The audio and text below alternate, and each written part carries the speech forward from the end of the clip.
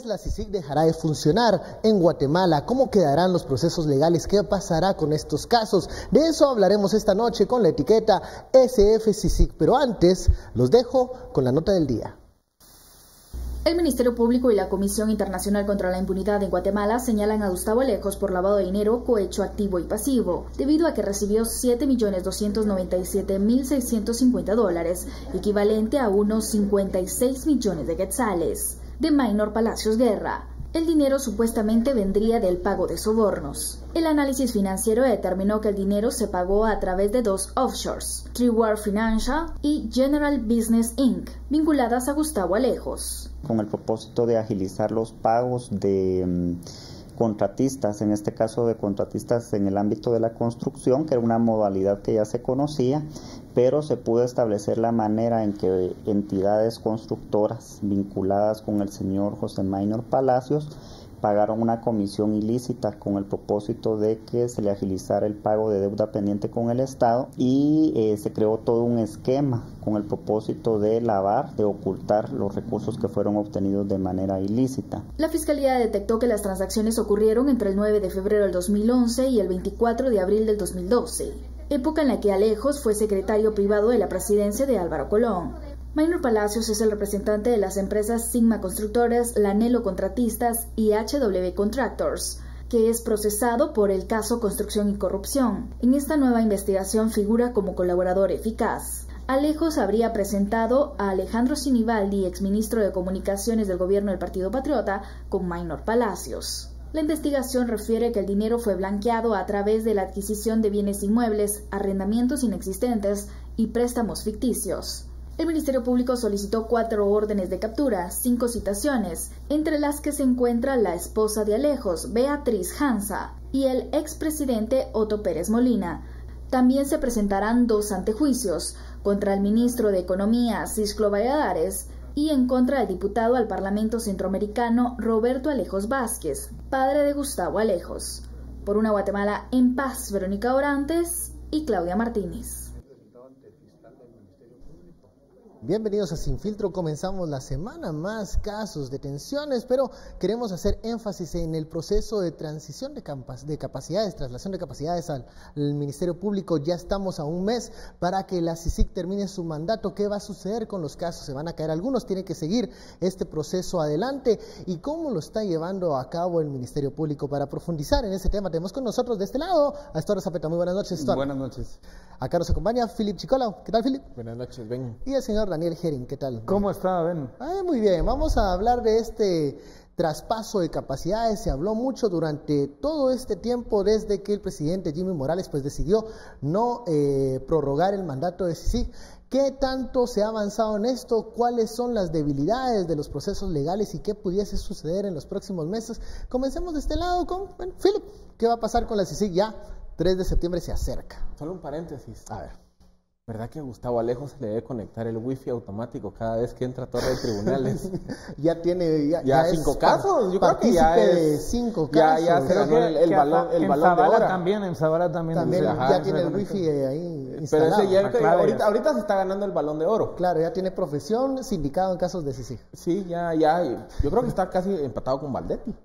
Valdetti tiene 6, ¿no? Ese tiene 5. Ya quiere. Entonces Valdetti sigue siendo la del... ¿Pero qué va a pasar en los próximos meses con estos casos? Los casos. Primero, a mí no me extrañaría que en el último mes veamos todavía más investigaciones salir a luz. Porque aquí, a ver, si tuviéramos que mapear los casos de CICIG, pareciera que la línea de investigaciones de CICIG ha sido seguir grandes ejes de conducción. Por ejemplo, como investigando la línea se topan con el caso Aceros, el caso Aceros lleva al caso Traficantes de Influencia, el caso Traficantes de Influencia llevan al financiamiento ilícito de la UNE. Vemos también cómo investigando unas plazas fantasmas en el Congreso en tiempos de la presidencia de Pedro Moadi, se topan con otras plazas fantasma de legisladores anteriores. Vemos cómo investigando el caso Botín Registro de la Propiedad se topan con el hijo y el hermano del presidente. Vemos cómo investigando corrupción en el sistema penitenciario se topan con el caso Caja de Pandora, Álvaro Arzú, y después el financiamiento ilícito del Partido Unionista. Es decir, pareciera que son como grandes pitas de las cuales van tirando y van saliendo más casos. Pero lo que estamos viendo, por ejemplo, el caso de hoy, es como esa interconexión entre varias pitas. Por ejemplo, hoy vemos un caso que es producto de la sumatoria de investigaciones de corrupción-construcción, negociantes de la salud, cooptación del Estado. Y digamos, es un caso, llamémosle, más transversal. Entonces, como es información que ya está ahí, que lo único que requiere es la sistematización, yo creería que en siguientes semanas, o de aquí al 3 de septiembre, podemos ver otras investigaciones salir a luz. Es el primer elemento. Segundo elemento, y aquí es donde ya podemos hablar del componente específico de la transición. A mí me preocupa, sinceramente, cómo garantizar los testimonios de los peritos e investigadores que participaron en la elaboración de mucha de la prueba o de la recopilación, mejor dicho, de la prueba de estos procesos. Que eran parte de CICIG. Sí, porque, por ejemplo, el análisis financiero. El caso de hoy es un caso que se sustenta en análisis financiero. O sea, analizando la trazabilidad de los fondos. Es decir, que de esta cuenta se pasó a esta, de esta a esta sirvió para comprar el inmueble y este inmueble se le dio a esta sociedad y esta sociedad resulta que es de fulanito de tal. Toda esa trazabilidad del dinero se hace mediante análisis financiero. Ese análisis financiero lo ha conducido especialistas de CICIG. El día de mañana, cuando eventualmente estos casos lleguen a juicio, que puede ser en el 2020, 22, 24, alguien va a tener que ir a presentar ese informe financiero. Entonces la pregunta es, ¿quién lo va a hacer? ¿Cómo garantizar que quien recopiló, analizó, sistematizó los componentes de la prueba esté el día de mañana para presentarle en un juzgado? Yo creo que eso es un tema que el Ministerio Público tiene que explicar cómo va a garantizar que esos peritos y expertos estén el día de mañana para poder presentar la prueba en los juicios. Cuando hablamos del reto que tiene que enfrentar la fiscal general Consuelo Porras, es de, llevar a buen término estos casos. ¿Lo podrá hacer? ¿Se ha limitado el MP en dar información de este proceso de transición, Estuardo? ¿Cómo lo ves? Bueno, yo creo que el primer aporte de CICIG en su tercera etapa, si podemos ver etapas de la CICIG, siendo Castresana 1, etapa 2 Dalanese y etapa 3 Velázquez, creo que se fue fortaleciendo en la demostración de todas las redes de corrupción que tenemos dentro del gobierno de Guatemala, y no solo dentro del gobierno de Guatemala, sino que esas redes necesitan también de actores externos, de gente que los soporte desde afuera, para poder activar, porque, digámoslo, uno de los prófugos, creo que fue el primer prófugo, Mendizábal, ¿verdad? Sí, del caso de la línea, ¿no? Él lleva la medalla de oro en escondite, creo yo, en los casos y que ese fue el caso de la línea 1 para principiar. Entonces, esa relación entre un mecanismo de soporte que después Juan Carlos Monzón lo detallaba y le daba más de 200 páginas, lo detalla de una forma excepcional, ¿verdad? De cómo se dan esas redes y digamos, que son más que redes, asociaciones para poder saquear el Estado. Porque eso es realmente ese era el fin. Ese era el fin, ¿verdad? Y yo creo que cuando sale hablas del caso Alejos, hablas de la línea y hablas del otro, creo que hemos tenido nosotros ya una observación que casi que por donde quiera que jales, por cualquier lado, y ese va a ser un reto para el nuevo gobierno, independientemente de quién sea, va a tener que estar dispuesto a que le entre. Según la fiscal general, la transición ha sido buena, según ella. Según ella. Entonces, respuesta a tu pregunta primera sería ¿cuál ha sido el proceso de transición? Si ha habido un proceso de transición. Creo que aquí entramos también a cuál va a ser el papel de Estados Unidos. Si la superficie al final va a existir o no va a existir. Me refiero a una fiscalía especial contra la impunidad que sea reforzada por el FBI, que sea reforzada por la DEA, que sea reforzada por ICE, que sea reforzada, por el Departamento de Defensa, que tenga información de. Y después de 11 años, yo creo que vamos a empezar a evaluar si hubo esa transmisión, esa traslación, ese legado digamos, de tecnología, pero no es tecnología, me refiero a máquinas, sino a las lógica, capacidades, a la forma de investigar, sí, la política criminal, la estrategia. Sí hubo o no hubo, pero eso va a ser dentro de 28 días, porque dentro de 28 días ya no vamos a tener sí. Y luego el reto para el próximo gobierno, porque nada le previene al próximo gobierno llamar otra vez a la reconformación de una CICIG. Nada, por lo menos. Y nada pasaría se lo prohíbe, Congreso. pero ¿crees que hay ese capital político en este momento? Eso tiene que ver el Ninguno de Congreso. los dos presidenciales lo ha ofrecido como algo. Creo que lo que más han campaña. ofrecido es ver si casi que en referéndum sigue o no sigue, o habría o no lo que habría. ha hablado el candidato Yamatei de consultar con países amigos para una Sí, pero, cooperación en la lucha contra la imagínate, corrupción, pero ¿cuántos años sería la generalidades. consulta y luego topas contra el muro del Congreso? Que el Congreso, pues eso ya no es secreto, ya sabemos que el Congreso, aunque no es mayoritariamente verde, sí tiene 52 Y diputados no verdes. sé si va a tener toda la intención de aprobar algo similar a CICIG, Y en muchos sabiendo casos las todavía consecuencias y dependen también de la repercusiones que tiene. investigación que se está haciendo de varios diputados. Claro. Corre peligro los casos de CICIG. ¿Qué va a pasar en estos próximos 20 y tantos días antes de que finalice el mandato, señor Herring? Por supuesto que sí. Corren mucho peligro por varias razones. La primera es la irresponsabilidad y mediocridad de la actual fiscal. Es algo fuera de este mundo. Es impresionante esta señora cómo está rechazando cualquier transición ordenada que implique, obviamente, esto no es algo de química ni física nuclear, pero que tiene que implicar la incorporación del talento, sobre todo el talento de guatemaltecos, que han desarrollado investigaciones como la de hoy, que se ve una investigación muy, muy sólida en términos financieros, poder ser incorporado a esa FESI, esa Fiscalía contra la Impunidad, sin ser especial, porque no existe CICIG. Y parece, por lo que está diciendo el comisionado en alguna entrevista, que ni siquiera ha respondido a esa idea. Hoy, creo, o ayer, no sé cuándo fue, dio unas declaraciones diciendo que iban a ingresar los CVs en recursos humanos del MP. Eso es un chiste, un insulto, es escupir a la cara a los investigadores que han hecho tanto por la justicia en este país y que se han arriesgado tanto de investigar estas redes criminales terroríficas, poderosas y con muy malas intenciones.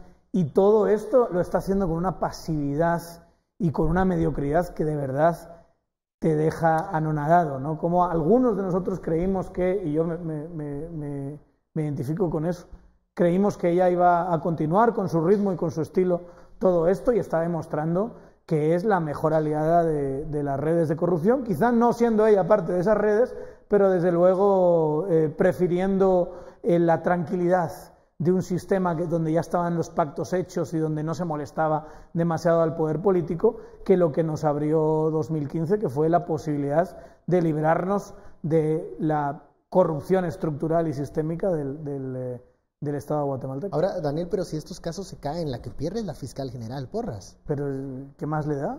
Es que mira la actitud que ha tenido en todo. Ha sufrido un desgaste, y algunas encuestas, la que sacó Prensa Libre, por ejemplo, en su momento, que hablaban de un 70% de rechazo, y parece que ella no se ha dado por aludida, no le importa, está desconectada completamente, ausente, vigilante, muy en la línea de sus propias palabras, y creo que lo que tiene es una serie de operadores debajo que hacen lo que le da la gana, y que ella simplemente solo dice sí, sí, sí, no quiere esa ayuda, quiere, digamos, ir por su cuenta, y lo que no sabe o no entiende es que necesita todo ese talento incorporado, obviamente, a la Fiscalía. Si no, claro que se van a caer los casos. Y ya por otro lado, no va a haber casos nuevos con esta clase de solidez. Y por otro lado, el sistema de justicia, y ahora estamos en un proceso que no se adivina demasiado bueno para Cortes de Apelaciones y Corte Suprema de Justicia. Lo que va a pasar es que vamos a tener un sistema de justicia trabajando en contra de este proceso. Entonces, muchas gracias, fiscal Consuelo Porras. Vamos a la primera pausa de la noche. Al regresar, seguiremos con esta etiqueta SFCC.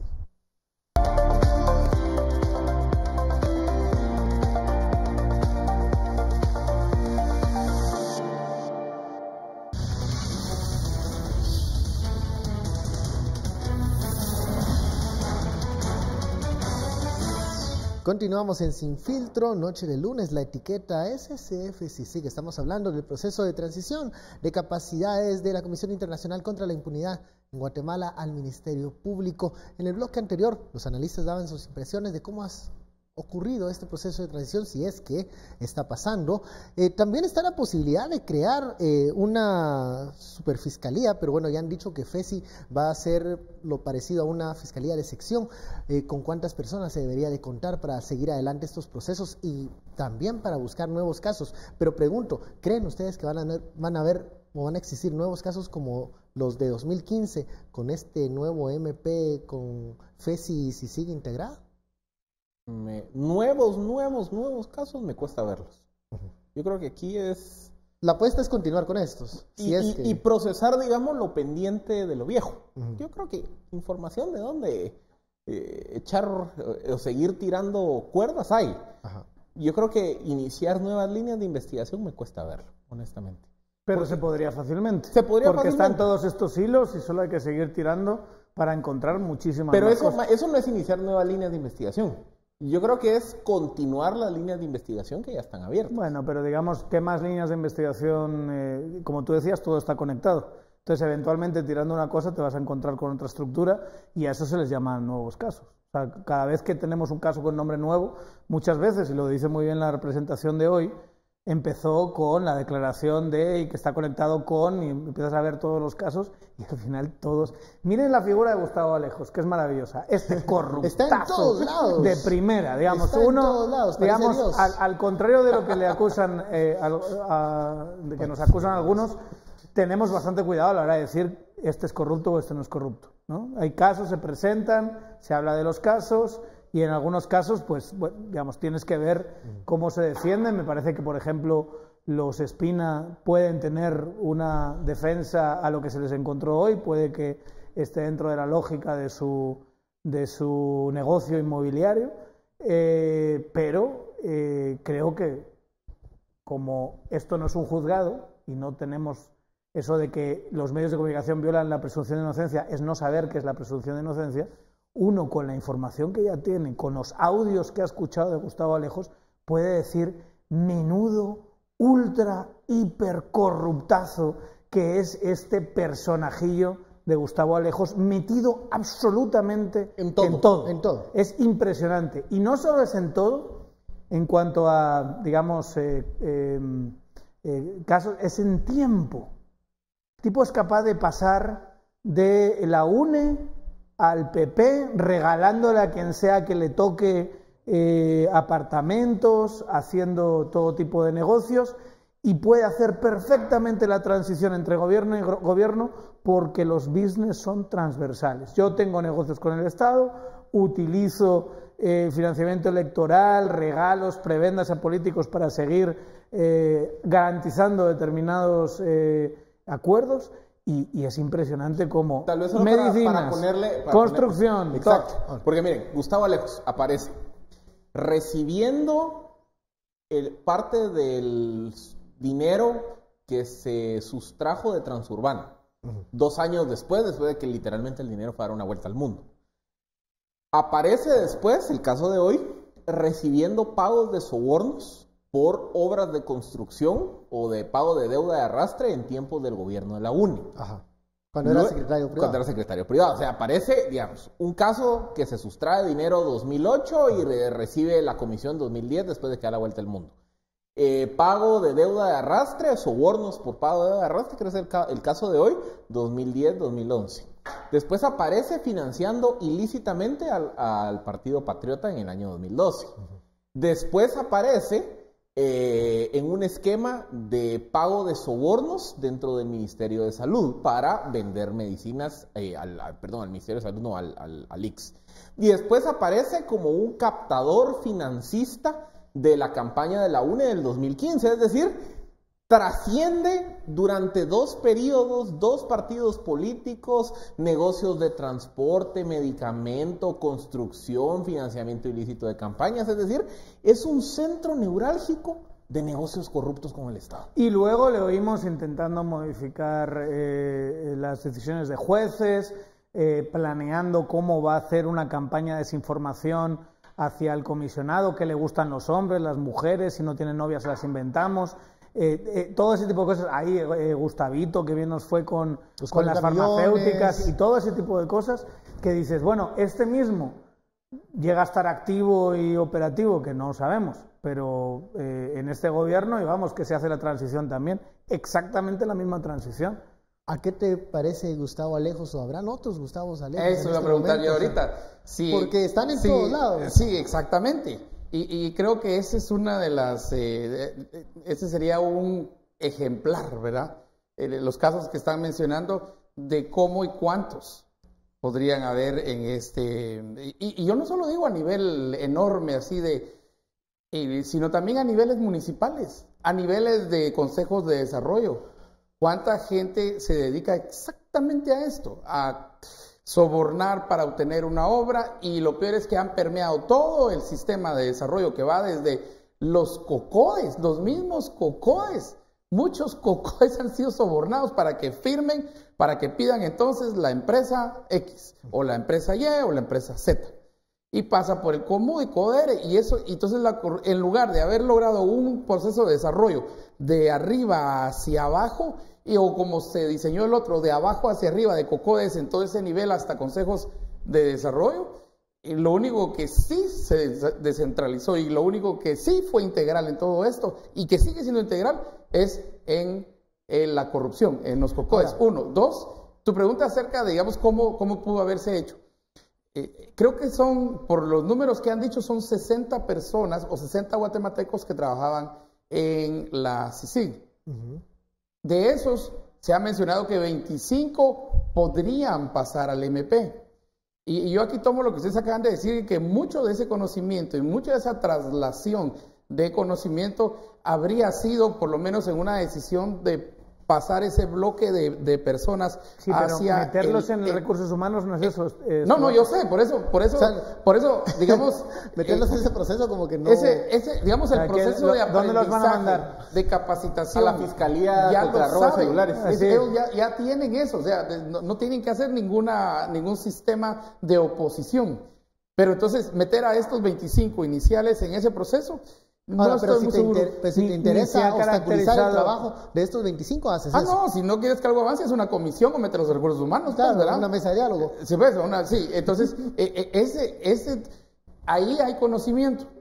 No será completo, no será perfecto, no será lo que ustedes quieran, pero hay conocimiento. Perder ese conocimiento creo que es muy importante. Ahora, mi tercera pregunta es, digamos, todos esos casos de construcción, corrupción, esos casos de plazas fantasmas, ¿a dónde van a dar todos?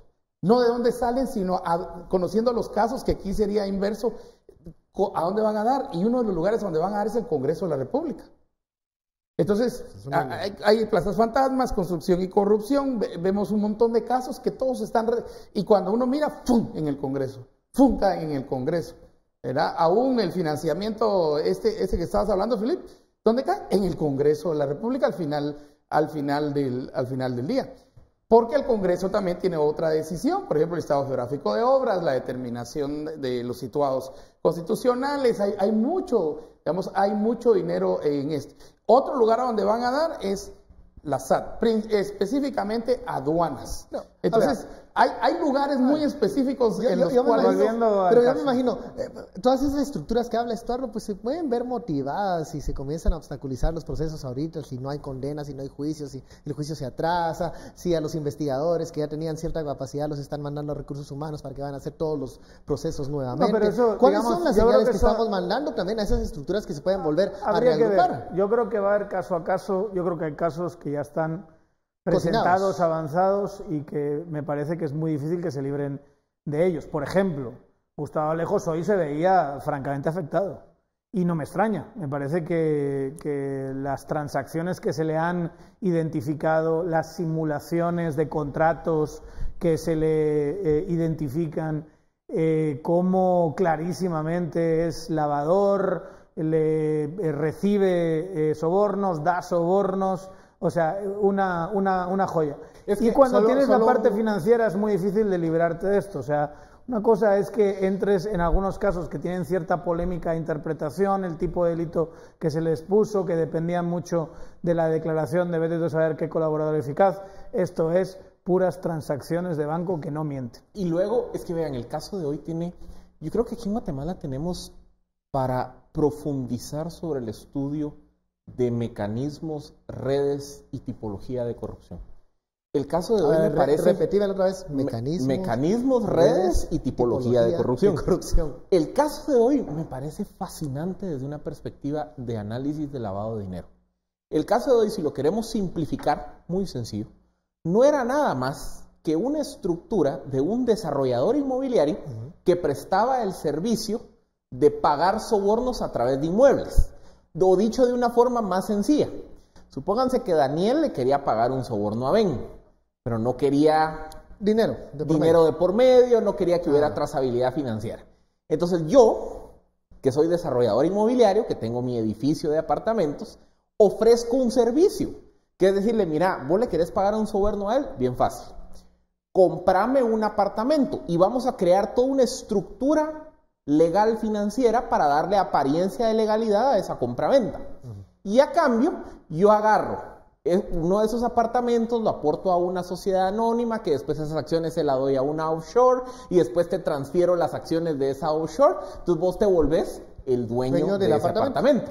Entonces, ¿cuál era el servicio que este intermediario prestaba? Una operación de lavado de dinero en donde yo canalizaba el ingreso que venía de Daniel, te daba el soborno a vos, pero a través de una estructura que lo hacía difícil de rastrear. O sea, era que le daba apariencia de legalidad. Le daba apariencia de legalidad. Entonces, que hoy básicamente lo que muestra este caso es que habían estructuras dedicadas a vender el servicio de lavar dinero, de pagar sobornos vía inmuebles, vía propiedades. Similar a lo que nos topamos hace, ¿qué fue? 3, 4 años con el caso de Jonathan Chévez. Que Jonathan Chévez, famoso mago. Digamos, en esa estructura, y seguí con tu ejemplo, ¿qué ganabas vos como ese que le daba la vuelta al mundo, el pisto, la vuelta primero al mundo en 80 días? Mis apartamentos. Porque yo lo construí. Pausa. Vamos al corte y después nos van a contar qué es lo que ganaba esta persona que les hacía el favor de convertir los sobornos en apartamentos. Volvemos luego de la pausa.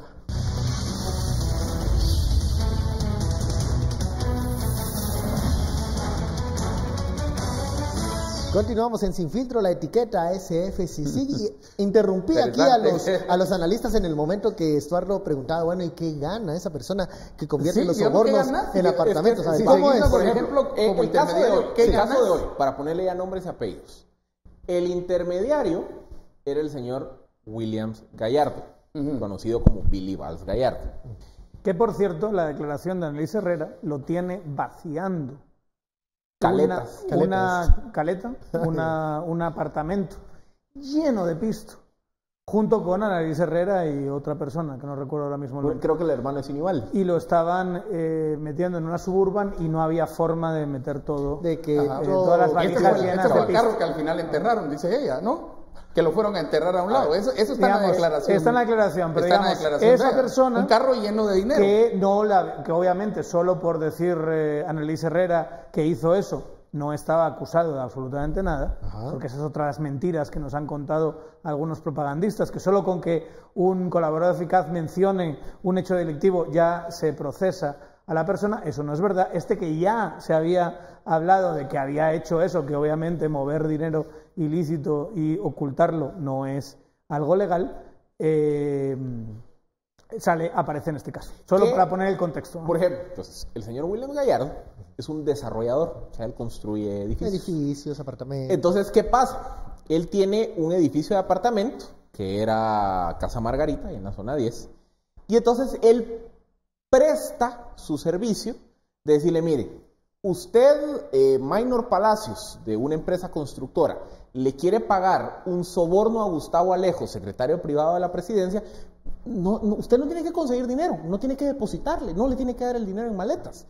Cómpreme un apartamento y yo me encargo de la estructura. Y entonces el señor Gallardo, ¿qué hacía? Tocaba la puerta de una firma de abogados, específicamente hay 2 abogados vinculados en este caso, Manuel Palma y Ricardo López Barrientos. Que no han sido, por cierto, detenidos. Que no fueron detenidos. Ni el señor Gallardo, ni los demás. Porque entonces estos dos abogados con su firma, ¿a qué se dedicaban? Se dedicaban a crear la estructura mercantil para dar apariencia de legalidad, en primer lugar, pero segundo, para hacer irrastreable o tratar de limitar la capacidad de rastrear el origen y destino de la propiedad. Entonces ahí es donde entraba todas estas dinámicas de decir, bueno, vamos a crear una sociedad anónima, entonces vamos a aportar la propiedad de esa sociedad anónima entra en una venta de acciones a una offshore, entonces el que quiere pagar el soborno lo que hace es que compra acciones de esa offshore, entonces así me entra a mí la plata, desarrollador inmobiliario, por ejemplo, yo aporto el apartamento a una sociedad anónima que después se aporta como acciones a una offshore en Panamá y después te regalo las opciones funcionales. Entonces, ¿cómo rastrear esta curva? Muy difícil. No, y se acuerdan que cuando entra al poder Otto Pérez Molina, 2012, el señorito entra y todo el mundo dice, bueno, ¿y dónde va a vivir? Y se va a vivir en una casa que enseguida se sabe que es una casa propiedad de Gustavo Alejos, y Gustavo Alejos llega y dice, pero yo se la alquilo. Bueno, hoy nos está presentando la hipótesis bien fundamentada de que ese contrato de alquiler era completamente ficticio. Pero era ficticio. Sí, o sea, al final del día no es verdad que la estuviese pagando. Luego, digamos, la escritura se inscribe muy tarde y demás, y después hay una modificación en el contrato diciendo que había dinero de remodelación y como había habido dinero de remodelación no le tenía que pagar para absorber esos costos. Todo mentira, todo una ficción donde todos estos grupos de intermediarios, de brokers que dice la literatura anticorrupción, abogados, banqueros, financistas, piense que también aquí hay declaración o parte de la declaración de Jägerlener, del cuñado de Sinibaldi, también sirve para este caso, para montar este caso, o sea, para darle solidez a este caso. Acaban siendo los que facilitan estos esquemas que al final son complejos pero son muy sencillos. Es básicamente dame dinero para pagarme algún favor que te deba yo del gobierno y hazlo de esta manera porque así ya no nos van a pillar. Ese rastro del dinero es fácil de comprobar y puede ser uno de los casos que se pueden mantener luego de la época. No fue tan fácil, ¿verdad? Porque se transformaba en acciones. Bueno, no lo trataban de hacer fácil, lo volvían esa era la lógica, esa era la lógica. Y de hecho, hacer eso, ¿por qué crees que le dicen de apodo? Lo mencionaba Filip. A Chévez, ¿por qué le dicen el mago? Pues porque hacía magia. Porque hacía magia, con ¿verdad? el dinero lo convertía en otras cosas. Vamos a la pregunta inicial, digamos, en la discusión que enviaron hoy para nosotros. ¿Va a ser posible que ya la FESI o el Ministerio Público o con el liderazgo que tiene o los grupos que están investigadores del Ministerio Público o los peritos del Ministerio Público hagan este tipo de investigaciones? Esa era una pregunta que teníamos para todos hoy en mesa, ¿verdad? Y yo, pues, y la segunda pregunta es si abrirán nuevos casos de alto impacto como este y había una... Y mi respuesta a la primera pregunta es que es posible hacerlo, pero no sé si van a tener la voluntad de hacerlo. Es que ese es otro elemento. Que era ese nivel de protección que en cierto momento... O libertad. Pero protección, porque si te preocupa tu vida, te preocupa tu familia. La fiscal ya externó su voluntad de no querer seguir con este modelo. Entonces, es que ya está muy ahí está la respuesta a la segunda pregunta. Más que poder o no poder, yo creo que sí se puede hacer. Y yo creo que sí existe la capacidad aún, y la creatividad en todo caso. Si no hay capacidad, por lo menos empecemos con la creatividad, aún dentro del Ministerio Público, después del 3 de septiembre. Pero está la voluntad, y esa voluntad ¿en qué se traduce? Se traduce en acción pura, en algo concreto, en una investigación concreta. Y ahí es donde yo no veo la voluntad. Entonces, a una pregunta más grande desde el 4 de septiembre, pongamos el 4 de septiembre, de las 12 de la noche en adelante, el rol entonces del MP, ¿qué va a hacer?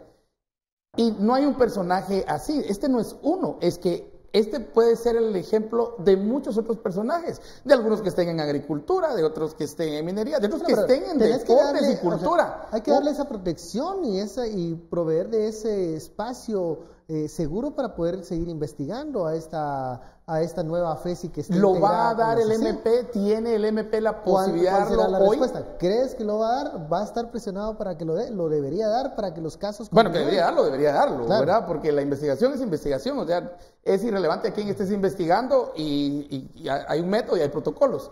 Pero como sea, son personas. Los peritos son individuos, tienen familia y, digamos, y no sentirse protegido ha de ser lo peor a la hora de desarrollar información, de desarrollar investigación, que dé entonces la información pertinente, necesaria y útil para entonces formular estos casos. Hoy se publicaba que también la misma FESI tiene plazas vacantes que no se han llenado en este van a salir momento. en diciembre ¿Cómo se puede o el otro resguardar? año. ¿Cómo se puede resguardar el trabajo de quienes integran ya la FESI para que puedan seguir trabajando al ritmo que lo están haciendo hoy en día? Es que, por ejemplo, una de las grandes quejas que ha habido de parte de FESI a lo largo de este 2019 es que el equipo está trabajando con menos personal del que está asignado a la Fiscalía. Entonces, hacen falta, si no estoy mal, creo que eran 20 investigadores, cuyas plazas quedaron disponibles desde principios de 2019 y no se han llenado. Entonces, ¿qué ocurre? Si estuvieran esos 20 investigadores, probablemente el ritmo de trabajo para sacar casos, para documentar los casos que ya fueron presentados, para continuar nuevas líneas de investigación, podría ser más rápido, pero no están esos 20 funcionarios. Luego, hay un componente puramente subjetivo en esta ecuación, y que creo que ese es algo que se pierde con la salida de CICIG, y es la independencia respecto de las relaciones de poder y relaciones económicas en Guatemala. ¿Por qué?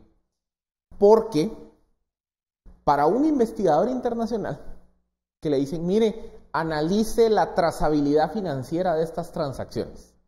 Cuando toca ciertos... Entonces el investigador internacional dice, bueno, yo me puse a revisar esta cuenta, entonces vi que unos pagos fueron a dar a un señor Gustavo Alejos, y que después el señor Gustavo Alejos trasladó al señor de Dios Rodríguez, y que la casa Gustavo Alejos al señor Otto Pérez Leal. El investigador internacional... A Fisclo Valladares, que también es otro personaje de esta novela que ha salido otra vez, hoy otra vez. El investigador internacional está analizando la trazabilidad de fondos y se empieza a topar con nombres y para él le vienen... ¿Qué no le suenan? No le suenan. En cambio, y esto digamos hay anécdotas que así lo cuentan, para un fiscal, un investigador guatemalteco, se topa con una línea de investigación en donde aparece un nombre de Roxana Valdetti, que fue por ejemplo en el caso de La Línea. Naturalmente el fiscal dice, ¿qué hago? Me topé con una línea de investigación que llega a la vicepresidenta. Es decir, hay un componente de independencia puramente subjetiva, que es el hecho de no saber quién es quién en una sociedad tan pequeña, tan parroquiana como la guatemalteca, que es un valor que ofrece un investigador internacional. El investigador internacional me empieza a decir, mire, el dinero salió de estas cuentas, de esta persona, al señor Valladares, que después es Gustavo Alejos, que después Otto Pérez Molina, y no sabe ni quién está hablando, o sea, no sabe de qué personajes se tratan de la vida política o económica del país. Pero no se puede preservar esa independencia ya con todos estos años que CICIG trabajó junto a los fiscales de la FESI para que ya no dé temor encontrarse o toparse con esos apellidos. Es que ese debe ser, digamos, uno de los grandes aprendizajes de la justicia en Guatemala, que al final, ¿por qué creen que la estatua de la justicia con la balanza tiene una venda en los ojos? Porque es ciega, porque no debiera de voltear a ver si está detrás de alguien poderoso, político. No debiera tener miedo tampoco. No debería de tener miedo. El problema que yo veo hacia futuro es que aquí estamos viendo una reacción. ¿Cuántas denuncias no tiene el fiscal Sandoval? 20. ¿Cuántas denuncias no tienen los fiscales que han conocido casos como el de subordinación legislativa, como el caso Oderbrecht, como los casos contra Gustavo Alejos? Es decir, también a ese fiscal le están mandando el mensaje de si te metes con alguien poderoso vas a sentir la fuerza. Y eso es lo que van a querer hacer ahora. Y entonces, ¿qué piensan? Y con eso detienes investigaciones.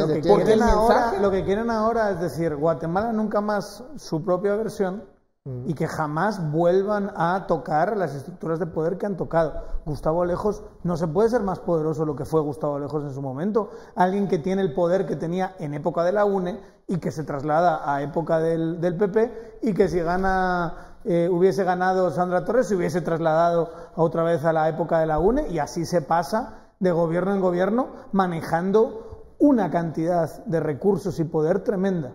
Bueno, más poderoso que acordémonos de Rosenberg, si es a quien menciona en su famoso video.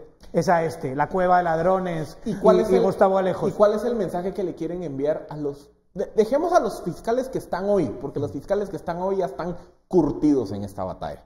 El mensaje que le quieren enviar al fiscal joven que está ascendiendo en los rangos del MP es: si te atreves a tocar a alguien con poder político y económico, te va a ir mal. Y eso es un poco lo que por eso el mensaje del Guatemala nunca más.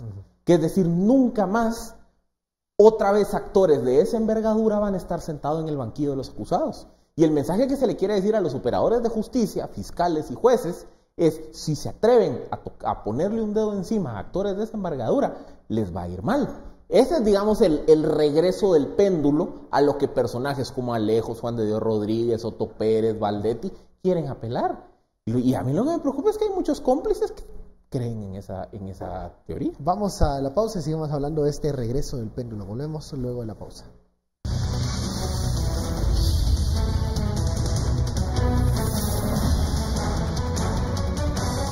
Regresamos a Sin Filtro, la etiqueta de la noche SF. Si hablábamos de esta posibilidad o preocupación del regreso del péndulo. Mencionaba Philip de cómo se van a sentir los fiscales que han llevado estos procesos luego de la partida de CICIG. ¿Alguna garantía de preservar el trabajo, los procesos y que estos lleguen a buen término ya en juicios, en tribunales?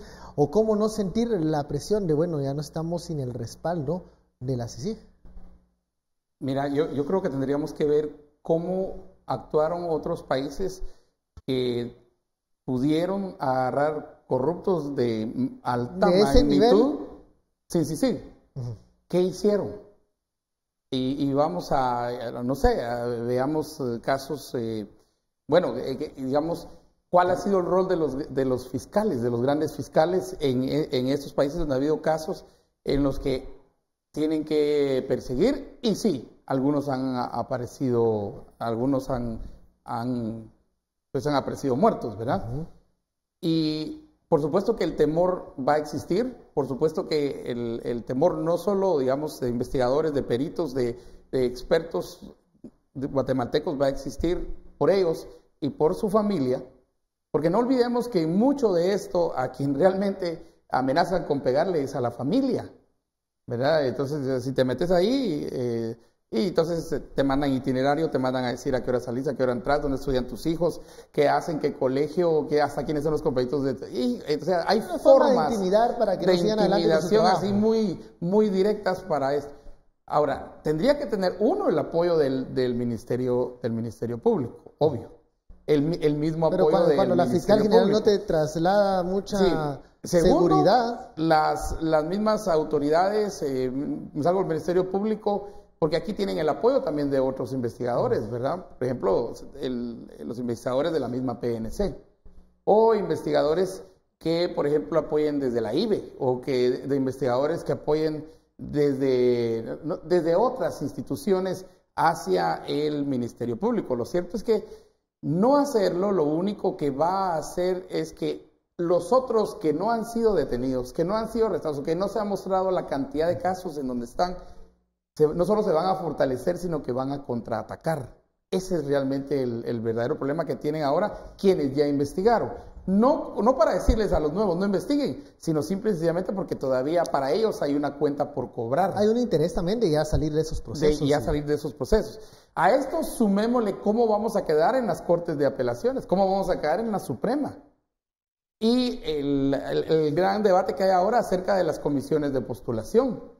La reconfiguración que pueden tener las Cortes. Exactamente, porque ahí es el otro.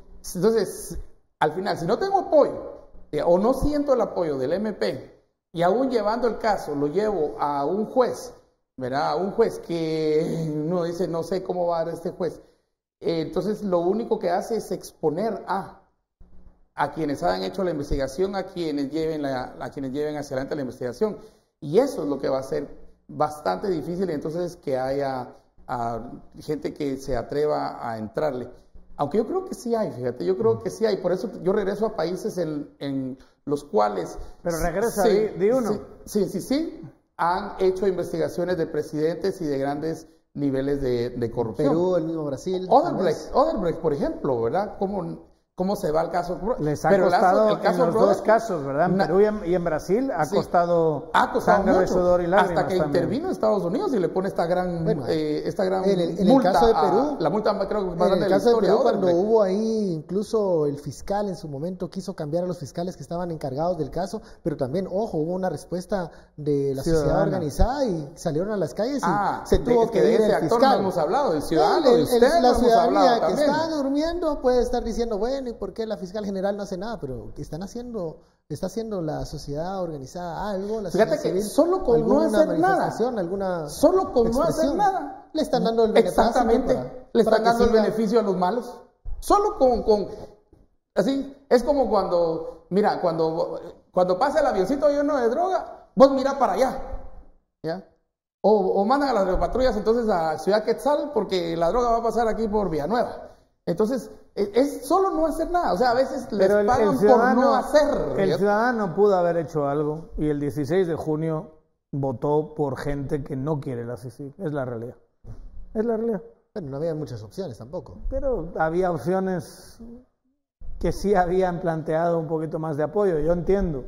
Hay candidatos muy poco conocidos, se confundió mucho. Los dos candidatos punteros nunca tuvieron un discurso anti-CICIG porque sabían que eso podía hacerles mucho daño, porque saben que, aunque ampliamente, digamos, poco informada la población está a favor de CICIG, aunque no conozca los detalles de las investigaciones, eso lo conocemos un pequeño porcentaje, pero CICIG es una política pública que se vende bastante bien. Pero, digamos, también es la responsabilidad del ciudadano que podía haber salido de la crisis con su voto y elegimos a dos candidatos que sinceramente representan lo viejo y representan la vuelta al sistema y representan las componendas con una serie de grupos bastante oscuros y que tienen a su alrededor cada uno, ella y él, sus propios personajes cuestionados, para decirlo suavemente. ¿Qué va a pasar entonces? Vamos ya camino a ese 3 de septiembre, también ya con nuevas autoridades en ese momento, ya sabremos quiénes van a ser los que dirigirán el organismo ejecutivo, con todo eso del espaldarazo, la voluntad política y el apoyo que le puedan dar al Ministerio Público ya los siguientes meses, ya sin la presencia de CICIG. Es que al final, tanto Sandra Torres como Alejandro Yamatei, y un poco lo que decía Daniel, de que han tenido discursos ambiguos, es por una muy sencilla razón. Ambos están en plan de ese lío no es mío. Eso ya lo decidió el presidente Morales. Entonces, cuando yo asuma la presidencia el 14 de enero, ya la CICIG pasó a la historia. Hay que mirar hacia adelante y no sé qué. Aunque la UNE lo pone en su programa de gobierno, hacer un referéndum sobre CICIG. Pero resulta que en el discurso a la candidata Sandra Torres parece que se lo ha olvidado. Se le ha olvidado que eso está en el plan de gobierno y está hablando de una comisión presidencial y está hablando de unas cosas que no se cree ni ella. Digamos, alguien, una vez más, el audio de el Gustavito y Sandrita hablando de sus distintas fuentes de financiamiento electoral es muy representativo de cómo se han manejado las cosas y cómo las ha manejado ella, y la verdad es que Yamatei no parece nada mucho mejor. Después del 3 de septiembre ustedes ven a un ministerio público que no va a retar al poder político con... Ya lo estamos viendo, ya estamos viendo ese ministerio público. Pero aún está CICIG, aunque se está retirando. Por eso, porque está CICIG, todavía vemos algunos casos como el de hoy, que es un caso bastante poderoso, salir, pero no hay ni un solo gesto de este Ministerio Público sin esa voluntad política, sin ese respaldo. Casos como los que salen hoy no van a llegar a buen puerto, entonces. Bueno, eso es lo que yo sí cuestiono. O sea, creo que el caso de hoy, la más lo tiene la jueza Ifán, que es una jueza muy firme, muy técnica, muy fundamentada, y que lo va a llevar a la siguiente instancia con mucha solidez. Yo sí creo, y esa es la cara que hoy se le veía a Gustavo Alejos, que de esta no se libra, porque ahí están las transacciones. El punto es un poquito más profundo que eso. El punto es los casos que no tienen esta clase de evidencia, pero que también están presentados, o seguir tirando de la peta, abrir a partir de esto nuevas líneas de investigación, que seguro que hay muchísimo más. Y para eso necesitas los técnicos que la señora fiscal cree que no necesita. La señora fiscal, que por otra parte tampoco está implementando un sistema así de oposición, de exámenes meritocrático para entrar y ascender en el Ministerio Público, ¿no? Está poniendo a gente que no tiene los requerimientos del cargo y que la está poniendo por apuro de dedazo y por una cuestión de confianza. Muy en la línea de las anteriores administraciones del MP, hay que decirlo. Pero ella ha seguido todos los vicios del sistema de justicia de Guatemala, y aquí lo que seguimos teniendo es un MP que solo se puede fortalecer cuando fortalezca esa parte de su sistema de reclutamiento, sobre todo, y ascenso en base a mérito. Mientras siga siendo un examencito y luego yo pongo a la gente a dedo donde yo quiera y por afinidad, vamos a seguir teniendo un Ministerio Público que no puede recoger esas lecciones de CICIG y llevarlas a buen puerto. Y no va a poder. ¿Aseguran ustedes que en los próximos días el Ministerio Público va a ser capaz de poder dar estas pruebas de respaldo de que la transición de CICIG hacia MP se está llevando de una manera ordenada? Ven, que ya lo dijo. Bueno, Daniel que no dice quiere. que no va a pasar nada de eso. ¿Hay alguna posibilidad de que pueda eso suceder? Mira, de aquí al 3 de septiembre pueden pasar muchas cosas, pero por lo menos yo apelaba al tema de la voluntad, porque no veo la voluntad. Y mientras no miras la voluntad, se puede hacer muchas cosas, pero si no quiero hacerlo, no lo voy a hacer, aunque tenga las capacidades. Procesos, exactamente. Y luego parece que al que le tenemos que poner ojo al Cristo los ciudadanos es a la Oficina de Recursos Humanos del MP, no a la fiscal. A mí cuando hablan de tiempos y de plazos, me recuerdo mucho aquella polémica entre Ministerio Público y CICIG cuando se habló del antejuicio contra Sandra Torres, que había llegado en un momento en el despacho de la fiscal y que ella, tenía que hacer su revisión. Ella exige que creas lo que ella dice como si fuese las tablas de la ley dadas por Dios a Moisés. O sea, una cosa espectacular. Aquí los tiempos que ella dice son los tiempos que son, y si no estás con ella es que no tienes ni idea y no sabes nada. Pues sus actos no están demostrando que tenga demasiada voluntad de verdad de seguir con esto. Bueno, se nos ha terminado el tiempo. Muchísimas gracias, señor Daniel Girín. Philip Estuardo, por este análisis. A usted muchas gracias por su sintonía. Esto fue Sin Filtro. Feliz noche, nos vemos mañana.